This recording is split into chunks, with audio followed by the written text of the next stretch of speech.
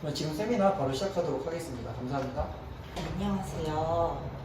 이렇게 소정의 인원이 모여서 디테일하게 서로 질문하면서 오늘 3시간 준비했으니까 많이 저한테 뽑아 가시기를 네, 부탁을 드리면서 시작을 해볼게요. 에스프레소 센서리, 이제 관능의 영역에 대해서 과연 관능적으로 결과물을 어떻게 판단하고 추출에 적용할 것이냐 이런 내용을 했었어요. 이번 달에 준비한 건 초급 대상자분들을 위해서 준비해보자. 이제 에스프레소가 뭔지는 다들 어느 정도 본인만의 기준이 있으실 거예요. 이제 에스프레소가 가지고 있을 수 있는 특징들 그리고 변수들 이런 내용들을 하나씩 살펴보면서 어떻게 경향을 이해하고 추출 설계로 다가갈 거냐 그 부분을 오늘 이야기를 나눌 거예요. 준비한 공이 3가지가 있거든요. 3가지를 커핑으로, 관능으로 판단해서 에스프레소에 물리잖아요, 우리가. 여러 가지 콩을 다루실 때 어려움이 조금 있지 않을까? 저는 이제 그렇게 생각을 하고 준비를 했거든요. 바리스타 경력이 있으신 분들은 스스로 왜 이러지라는 의문이 들었든 당연히 이렇지라는 이해도가 있든 다들 느끼는 부분이고 그 부분들을 오늘 과연 내가 새 콩을 받았을 때 어떻게 판단하고 그라인드에 물려야 하는지부터 사실 이렇게 준비를 했거든요. 여기 훑어보면 비어있어요. 이따가 같이 콩을 고르고 넣는 것부터 할 거예요. 에스프레소 추출이라는 개념으로 여러분들이 매일 아침 혹은 뭐 매일 매장에 나가서 업무를 보실 거예요. 커피를 처음 공부하시거나 아니면 커피가 궁금해서 그런 경험들만 있으신 분들이 바 밖에서 우리를 보는 모습은 사실 저거 2개가 다예요. 그라인드에 원두 넣고 갈아서 탬핑해서 머신을 걸고 그냥 버튼만 누르면 자동으로 해주는 것 같은 영역이 밖에서는 그렇게 보이죠. 그래서 머신으로 추출을 확인할 때까지 우리가 보통 맛을 잡는다. 저 표현들 속에 뭐가 들어있는지를 우리가 알고 있는 게 중요하겠죠. 동료한테 너 오늘 어떻게 맛잡았어? 뭐 할 때? 나 오늘 도직량 내려서 뭐 이렇게 했어. 물 온도를 좀 올려봤어. 분쇄도를 어제보다 곱게 했어. 이런 대화들이 오갈 수 있어요. 근데 그때 왜 그렇게 하고 있는지를 충분히 설명할 수 있는 바리스타인지 내가 스스로 그런 부분이 중요하겠죠. 누구한테 보여주기 위해서가 아니죠. 내가 내 커피를 얼마나 이해하고 있냐의 문제예요. 그걸 같이 오늘 한번 해볼게요. 이제 에스프레소 추출이란 같은 질문이에요. 샘플 추출이라는 개념이 나와요.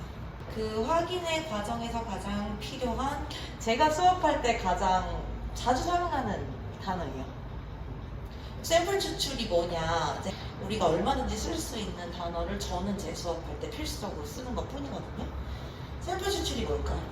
내가 기준을 갖고 추출한 첫 번째 추출. 좋아요. 그것도 샘플이죠. 어떤 기준을 가지고 첫 추출한 거. 그게 이제 뭐 예를 들면 뭐가 있을까요? 아침에 출근을 했어. 지금 제 앞에 커피가 한 잔 있죠. 커피 첫 추출한 버전이거든요. 그럼 일단 여기서부터 출발을 하겠죠. 이걸 맛을 보고 어떤 맛이 나네. 뭔가 문제가 있네. 혹은 어떤 부분이 굉장히 좋다. 이런 것들을 판단을 해요. 판단을 할 때 보통은 첫 샷에 완벽한 샷이 나온다는 건 불가능하기 때문에 맛이 없거든요. 보통은 맛이 없으니까 이런 것들이 많이 나오죠. 산미 부분이 아쉽던지 너무 밋밋하다든지 아니면 뭐 찌른다든지 아니면 애프터가 굉장히 지저분하거나 워터리하거나 뭐 등등등 여러 가지들이 이제 나오고 발견이 되면 왜 그런지를 판단을 해야겠죠. 바리스타로서 이 커피는 왜 이런 맛이 나는가. 근데 이때 여러분들이 어려움을 겪는 게 있을 거예요. 그 문제를 발견했을 때 왜 그럴까? 이거 맛 왜 이러지? 라는 생각 해보신 분? 해보셨죠? 모두 해보셨을 거예요. 그런 거. 일단은 도직량을 먼저 조절을 해보고 네. 그 다음에 저는 메시를 조절을 네. 해요. 이 맛을 맛있게 잡아줘야 되니까. 잡아주기 위한 방법으로는 우리가 뒤에서 다룰 변수들을 조절하는 것밖에 없어요. 변수들을 빠르게 파악하고 이 파악한 변수들 중에 이 커피에 지금 필요한 거 그거를 적재적소에 이제 넣어서 이 커피는 무슨 맛을 갖고 있지? 이게 좀 맛있는 건가? 이런 고민들이 드실 수 있거든요. 그때 필요한 게 저거죠. 우리가 이따가 할 커피. 저 컵이 온전히 가지고 있는 장점부터 단점까지 계속 우려내면서 체크를 해줘야 돼요. 예를 들면 이런 게 있죠. 단맛도 되게 좋고 산미층도 좋은데 당산비의 밸런스를 잘 맞춰주더라도 끝까지 질감이 내 맘에 드는 에스프레소 샷으로 안 나오는 거예요. 그때 만약에 이 콩에 대해서 컨디션 파악이 안 됐다면 바리스타는 대혼란에 빠지면서 계속 쪼인다든지 계속 푼다든지 갈 길을 잃겠죠. 그럼 그때 그렇게 콩을 소진할 게 아니라 확인을 해야 돼요. 이 콩이 원래 가지고 있는 게 질감이 좀 아쉬울 수도 있거든요. 그렇다면 이 아쉬운 질감을 뭘로 커버할 건지 빠르게 판단하고 적용해서 이 콩의 컨디션에서 가장 최선의 상태로 만들어주는 게 바리스타가 사실 할 일이거든요. 가진 게 많지 않은 커피 걸어놓고 계속 맛을 보면서 게이샤 같은 맛을 내려고 하시는 분들이 있어요. 별로 갖고 있는 게 없어 원래 그 커피 콩이. 근데 그걸 걸어놓고 지난번에 어디서 먹었던 너무너무 막 맛있고 막 단맛이랑 플로럴하게 막 터지는 그런 지금 샷이 아니잖아 막 이러면서 그걸로 막 없는 맛을 만들어내려고 창조하려고 하시는 분들이 있거든요. 그게 바로 해당 커피에 대한 이해가 없을 때 쉽게 빠질 수 있는 문제겠죠. 본인이 알고 있는 걸 어떻게 적용할까 보다 운에 맡기는? 좀 쪼여보면 될 것 같지 않아? 이러면서 그냥 목적도 이유도 없이 그냥 쪼여본다든지 뭐 이런 것들을 많이 보게 되거든요. 근데 절대 잘못된 게 아니죠. 워낙 거치는 게 많아요. 이게 핸드드립은 뭔가 내 손으로 내가 원하는 만큼 원두를 담아서 내가 원하는 만큼 부어서 맛을 낸다고 생각하셔서 그런지 좀 더 친근하고 그리고 집에서도 할 수 있으니까. 근데 뭔가 이 머신의 구조상 생긴 것도 조그만 자동차 비슷하게 복잡하게 저는 느끼거든요. 여기 압력이니 온도니 그 와중에 분쇄도니 그 와중에 그 포터필터 바스켓의 용량이니 그 용량에 맞는 원두의 도직량이니 이러면서 뭔가 고려할 게 더 많다고 느끼시는 것 같거든요. 근데 그렇게 고려할 게 많아서 어려운 게 아니라 내가 가지고 있는 커피에 대해서 이해하고 있지 못하기 때문에 관능에서 어려워지는 거거든요. 정말 심플하게. 저는 꼭 커핑을 해야 한다는 주의는 아니에요. 모든 매장이 커핑을 할 수 있는 환경도 아니고요. 다만 첫 번째로 뽑은 샷.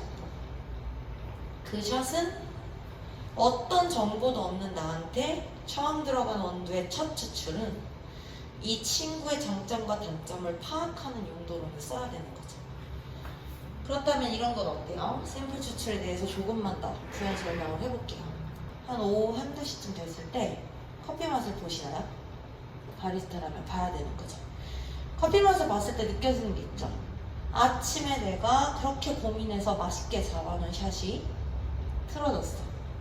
맛이 없어졌어. 왜 이렇게 쓰고 떫고 그런 걸 느끼게 되거든요. 그걸 느꼈을 때 내가 분명히 아침에 맛있게 잡아놨는데 이상하네. 날씨가 이상한가? 뭐 이런 얘기 하는 친구, 동료들 만나게 된다면 한번 다독여주세요. 너의 잘못이 아니다. 한번 다독여주시기 바래요. 당연히 틀어지는 거고 그 환경을 계속 컨트롤해가는 게 바리스타의 일이기 때문에 매일매일 날씨가 변하죠. 매일 하루 바뀌기만 하는 게 아니라 하루 종일 실내에서 내 바가 그렇게 온도가 바뀌잖아요. 일하다 보면 엄청 바쁠 때 바 온도 엄청 상승해서 막 후끈후끈하고 이러잖아요. 그때 우리 콩은 영향을 다 받고 있죠. 2시, 3시, 4시 그리고 저녁 손님 오기 전에 한 번 더 이렇게 체크하는 순간순간들마다 지금쯤 어떤 변화가 있을까? 어떤 맛이 펼쳐지고 있을까? 이런 고민들을 하면서 추출하는 그 모든 샷이 사실은 샘플이죠. 그리고 종종 샘플에는 목적도 생길 수 있죠. 어떤 목적으로 추출했느냐? 이거 리스트레토로 만들어서 넣는 게 낫냐? 에스프레소로 만들어서 넣는 게 낫냐? 이런 얘기할 때도 비교를 하겠죠. 그만큼 비교를 위해서 우리 단상에 올라온 건 전부 샘플 추출이 되는 거죠. 그래서 사실 저는 어느 순간 그런 생각을 했어요. 내가 카페를 가서 내돈내산이라고 하는 남타커, 내 돈 주고 앉아서 즐기려고 남의 커피를 사 먹을 때 말고는 이제는 제가 내리는 건 전부 샘플인 거예요. 그래서 체크하는 그 모든 순간, 그리고 교육할 때, 그리고 방금 이런 모든 어느 순간 정신을 차려보니 제가 저를 위해서 내리는 모든 추출은 샘플이 되어 있더라고요. 전부 샘플이고, 오늘 여러분들은 샘플밖에 못 만나실 거예요. 그 모든 샘플들을 만나실 거예요. 해서 그럼 이제 어떻게 수정할 건지 정해야 하고, 어떤 부분을 건드릴 건지 결정해서 해야겠죠. 해서 맛있는 에스프레소를 추출할 거예요. 자, 에스프레소는 고온 고압이라는 단어가 꼭 들어가죠. 중요한 건 브루잉과 비교했을 때 빠르다는 게 중요한 거죠. 에스프레소 1분 추출해도 괜찮아요. 1분 추출해도 맛있는 거 나올 수 있고, 의도적으로 1분 동안 브루하듯이 에스프레소를 추출하는 매장 이미 다 하고 있어요. 이거 누가 정해놓은 게 아니라 그냥 글에 왔었던 거죠. 생각보다 빠르게 추출하는 것 뿐이에요. 우리가 브루잉을 뭐 1분 30초, 3분, 5분 추출하는 것보다는 보통은 한 30초 전. 뭐 종종 이유가 있다면 17초짜리 샷도 뽑고 35초 전으로 뽑거든요. 이유가 있죠. 그렇게 에스프레소를 추출해야만 하는 이유가 명확하게 있으니까 그렇게 하는 거겠죠. 24초에서 28초 만에 뽑아야 돼. 당신 이걸 할 수 있는지 없는지 보겠어 라는 판단으로 자격증에서 시간이 정해져 있거든요. 근데 그 자격증 딸 때 배운 시간을 영원히 가지고 가시려는 분들이 종종 있어요. 근데 절대 그러시면 안 돼요. 거기에 함몰되는 순간 더 맛있는 커피를 추출할 가능성을 잃는 거기 때문에. 근데 시험 볼 때는 필요한 거죠. 그래서 중요한 건 커피 안에 들어있는 수많은 성분들, 우리가 맛있게 응용하기 위해서 필요로 하는 성분들을 따뜻한 물과 어느 정도의 압력을 가지고 추출해내는 형식이죠. 물에다가 녹여낼 때 중력을 이용하지 않고 압력을 사용하겠다. 그게 가장 큰 차이일 거예요. 커피가 물에 젖었을 때 일어나는 일만 살짝 살펴보고 갈게요. 삼투압이라는 말은 들어보셨죠? 3투씩 추출을 하고 있잖아요. 에스프레소 머신만 3투씩 추출인가요? 아니에요. 브루잉도. 3투압은 브루잉, 에스프레소, 막론하고 모든 커피를 추출할 때 필요한 거죠. 3투압은 쉽게 말해서 이쪽에 있는 그림에서 이쪽에 있는 그림으로 가는 거예요. 커피에 뭐가? 고형 성분이. 이 커피코어 안에 지금 가둬놓은 수많은 맛있는 성분들, 그중에 맛없는 것도 있고요. 그 성분들을 커피泡 안에서 용매인 물로 이동시키는 과정이에요. 눈에 보이지 않는 수많은 성분들, 그 성분들을 용매인 물에다가 녹여내야 맛이 펼쳐져요. 용매인 물 속으로 우리가 원하는 성분들을 보내주는 게 우리가 할 일이에요. 근데 그걸 보내는 과정에서 언제나 우리가 원하는 것만 딱 끊어서 보내지 못하는 거죠. 딱 이 맛만 딱 빼가지고 딱 넣고 싶은데 그렇게 안 돼요.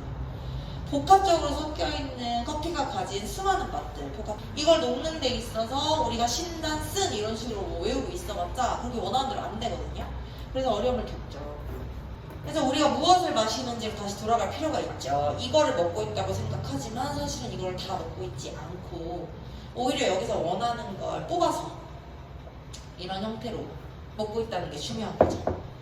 저걸 우리 마음대로 제어할 수 있어야 되는데, 그래서 추출, 우리가 저렇게 만들기 위한 에스프레소 추출과 브루잉 추출, 모든 추출의 과정은 사실 커피를 온전히 그 커피의 장점만큼 활용해서 응용할 수 있는 수단이죠. 이걸 으깨가지고 물에 재워놔도 되잖아요 라는 질문을 제가 받은 적이 있어요. 꼭 이렇게 추출해야 되나요? 그냥 이거 뭐 마늘 빻듯이 으깨가지고 물 부어서 재워놔도 되잖아요. 그렇죠. 이거 그냥 막 때려 부셔가지고 거기다가 물 이렇게 담가놓고 한참 놔뒀다가 먹어도 돼요. 걸러서. 그게 뭘까요? 우리 지금 이렇게 하고 있어요. 프렌치 프레스 혹시 집에 있으세요?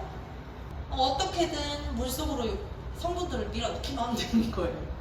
그걸 뭐 필터를 거쳐서 추출을 하든 머신에 걸어서 추출을 하든 뭐 모카포트나 프렌치 프레스처럼 원두만 눌러서 걸러내고 따라서 먹든 그게 다 같은 얘기죠 사실은. 원두의 성분을 물속에 녹여내는 거. 커피에서 우리가 용매로 물을 쓴다는 건 수용성 성분들을 녹이는 건데 이 수용성 성분들을 녹이기 위한 거면 걔네만 녹아야 되는데 우리 커피 종종 기름이 왜 뜰까요? 보시면 안 녹죠. 오일리한 성분들은 물에 녹지 않고 같이 나와서 이 커피 위에 뜨죠 기름이. 그 무슨 의미냐면 근데 필터 커피로 마시면 좀 더 깔끔해지잖아요. 이유는 하나죠. 종이가 기름을 먹어서 걸러주니까. 근데 얘네 밑에 종이 필터가 없는 구멍이 그대로 뚫려있는 메탈 필터. 아무래도 필터 커피보다는 에스프레소가 기름 성분 혹은 먹었을 때 질감이 헤쳐지는 느낌 혹은 좀 오일리한 것 같은데 혀에 막 뭐가 남는데 이런 느낌들을 필터보다 더 자주 받잖아요. 이유가 있죠. 얘는 똑같이 92도로 추출을 하는 부분인가 가장 큰 차이점이 아까 처음에 뭐라고 했죠? 압력. 그 안에서 딱 수용성분성 성분들만 이렇게 녹아나면 좋은데 분쇄를 하면 걔네가 다 쪼개져서 훨씬 더 잘 녹는 방식으로 형태가 변하는 거잖아요. 그래서 분쇄를 하는 이유는 이 안에 있는 성분들을 더 용이하게 뽑아내기 위해서잖아요. 쪼개서. 근데 그렇게 쪼개놓은 애들이 쪼개질 때 물이 잘 들어가고 성분도 잘 나오지만 기름도 잘 나와. 근데 그 와중에 압력까지 줬어. 수용성 온리 수성 워터만 쓰더라도 기름이 밀려 나오고 있는 거죠. 녹아 나오는 건 아니죠 사실. 밀려 나오고 있는 거예요. 다공질 구조를 띠고 있어서. 남아있는 것들이 있게 돼요. 더 이상 밀려 나오지도 용해되지도 않는 것들이 생기죠. 그게 뭘까요? 근데 우리가 이걸 전체적으로 먹지 않는다고 했잖아요. 일부만 먹고 있잖아요. 일부가 오히려 더 맛있고. 맞아요. 그렇지, 커피지 커피. 우리 커피 추출하고 나면 온전히 여기에 뭐 이렇게 한 잔 아니면 큰 잔으로도 이만큼씩 뭘 추출해내잖아요. 고작 저 가루 한 20g 안팎으로 받아가지고 그거 걸면 막 액체로 이만큼씩 나오잖아요. 이만큼씩 나왔는데 그 되게 많은 걸 먹고 있는 것 같지만 결국에 우리 마지막에 뭘 해요? 필터도 그렇고 포타 필터도 그렇고 뭔가를 버리게 되죠. 그 버리고 있는 애 커피 찌꺼기라고 하는 걔네가 남아있는 거. 더 이상 녹지 않는 애들. 더 이상 밀려나지도 않고 녹지도 않는 애들이 남는 거거든요. 근데 얘네가 뭐예요? 섬유질. 이 안에 그 다공질 구조를 띠고 있던 식물의 구조. 그 남는 애들은 더 이상 용해될 수 없거나 내가 용해를 원하지 않는 것들이거든요. 내가 어디까지 녹일 거냐? 어디까지 남겨서 버리게 만들 거냐? 그 시점을 판단하는 것도 바리스타한테 굉장히 중요한 일이 돼요. 그래서 우리는 분쇄를 하게 되죠. 이대로도 먹을 수 있고 이대로도 녹일 수 있지만 그걸로는 티끌만큼밖에 안 녹으니까 표면적을 일부러 의도해 주는 거죠. 이 상태를 우리가 보통 뭐라고 하죠? 표면적이 작다, 적다, 단면적이라고도 하고요. 표면적이라고도 하죠. 온리 얘가 물이 닿을 수 있는 건 눈에 보일 만큼이죠. 따개만큼. 이 상태에서 물이 다공질 속에 침투해가지고 성분을 끄집어내오니 이걸 가지고 올 수가 없어서 절삭하죠. 쪼개. 파인하게 가면 갈수록 단면적은 늘어나죠. 표면적이 커져요. 그렇게 일부러 만들어서 짜게 가지고 커피를 수출하죠. 그런데 이제 종종 이런 경우들이 있죠. 콜스하게 굵게 가고 있든 파인하게 굵게 가고 있든 분쇄를 의도하는 그 시간 동안 우리는 뭘 만나죠? 계속 맛있게 해주려고 쪼이거나 풀었는데 훨씬 더 끔찍한 결과물이 나오기도 해요. 내가 의도하지 않은 다른 부정적인 맛이 나왔을 때 커피가 가지고 있는 100%의 성분은 전부 맛있는 건 아니니까 다른 맛이 녹아들 수 있거든요. 언제든지. 그때 이 성분의 양을 제어하기 위한 방식으로 우리는 그 6가지, 저는 7가지라고 말하는 변수들을 적용하죠. 이 성분들을 어디까지 나오게 할 건지 제어하기 위해서 변수를 가지고 노는 거죠. 지금 제가 예를 들면 가장 큰 설명하기 좋은 분쇄도의 예를 들었죠. 요 홀빈으로부터. 분쇄도를 예로 들고 있지만 분쇄도만이 우리가 다룰 수 있는 변수의 하나고 정답은 아니에요. 분쇄도를 건드리지 않고도 우리는 맛을 얼마든지 수정할 수 있죠. 분쇄는 그냥 그대로 두고 원두 양만 제어해서 다른 맛들을 충분히 녹여내거나 나오지 않게 만들 수 있어요. 언제든지 바꿀 수 있는 게 분쇄도이기 때문에 내가 원하는 게 고와지는 건지 굵어지는 건지가 중요한 거지 아까 6이었어 이런 건 중요하지 않다는 거죠. 어차피 언제든지 바꿀 수 있으니까 라는 전제하에 저도 도식량을 먼저 만들어요.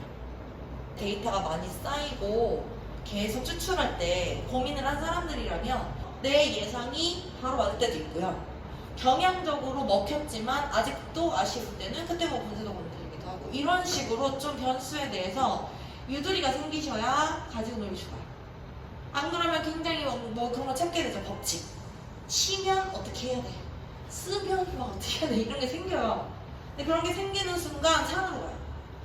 그 어떤 변수든 내 맘대로 적용했을 때 역시나 결과는 끔찍할 수도 있어요. 그게 우리가 다루고 있는 커피라는 친구예요. 그 끔찍한 결과에 매번 내 능력이 부족한가? 나는 좋은 바리스타가 아니야. 이런 식으로 상처받으시면 일 못해요. 언제나 변하고 언제나 맛이 없을 수 있지. 내가 언제든 맛있게 만들 수 있는 걸. 이런 자신감으로 계속 건드리는 것만이 이 일을 사랑할 수 있는 길이 되겠죠. 보통 어떤 식으로 하고 계신지 한번 여쭤볼게요. 어떻게 추출하세요?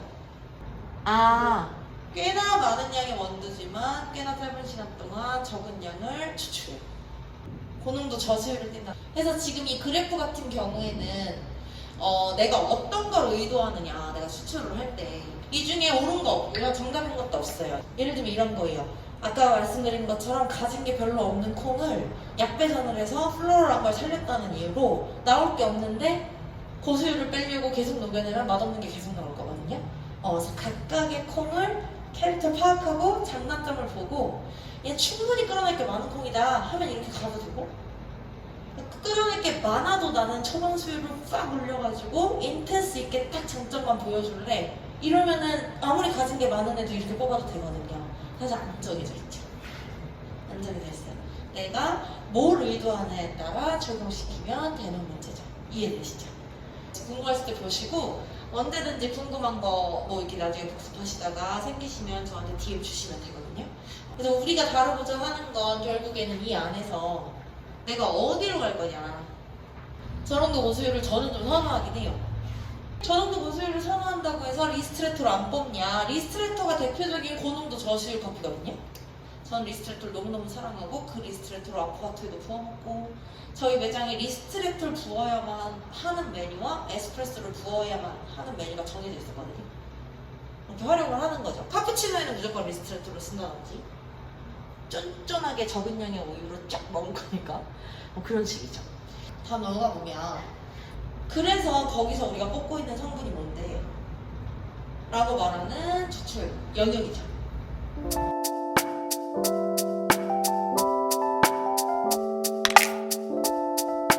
자, 이제 여기서 중요한 거는 저점 추출을 어디로 볼 거냐.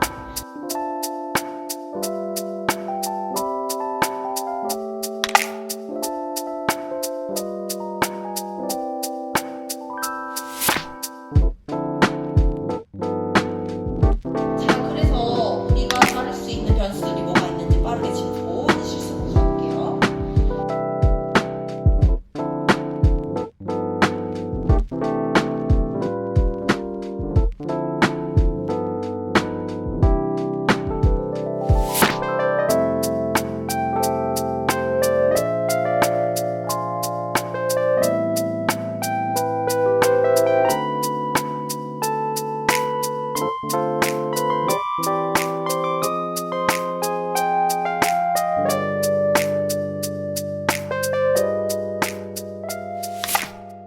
되는지 그라인더에 집어넣기 전에 커핑하는 것부터 할 거고요.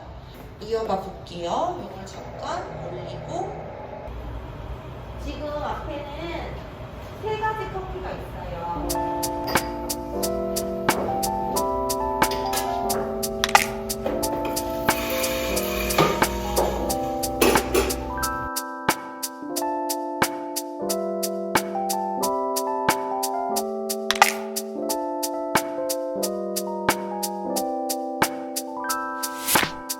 우리 그 질문의 답을 한번 찾아봅시다.